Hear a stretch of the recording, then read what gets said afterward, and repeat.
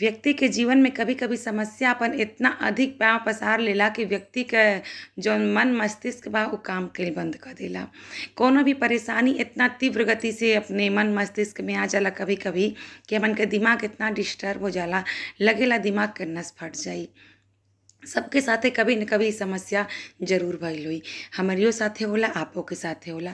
समस्या छोटा है, बड़ा हो सकेला, लेकिन जौन बड़ा समस्या बाटे ओमे अधिक संभावना क्षति के हो जाला। काहे से कि जब मन मस्तिष्क एकदम उलझन में आ जाला, तो बहुत सारा प्रकार के समस्या भी उत्पन्न हो सकेला। हृदयाघात, पक्षाघात और या फिर ब्रेन हेमरेज बहुत सारा अइसन चीज़ हवे जौन कि बहुत अधिक सोचले विचारले से एकाएक ही जौन शारीरिक जौन अंदरूनी अंग काम करे ना उ बंद हो जाला। तो ऐसे कौनो भी समस्या अगर आ गइल है तो ओके बहुत ही शांतिपूर्वक सोचले विचारले क ज़रूरत है। बहुत ज़्यादा हाइपर भइले क ज़रूरत नाहीं है। हाइपर सब हो जाला, नैसर्गिक हवे, ई नाहीं है कि केहू जान के हाइपर होला।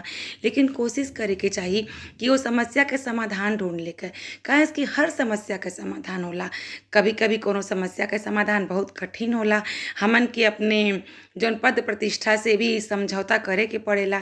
तो अगर हमन के अपने खुद के वजह से समस्या आइल बा, तो वो समस्या के दूर कइले के भी प्रयत्न हमन के करे के पड़ी। केहू दूसर आई ना ये समस्या के समाधान करे। तो ऐसे शांतचित्त होके दिमाग के स्थिर कइके अपने बड़े से बड़े समस्या का भी समाधान कइल जा सकेला।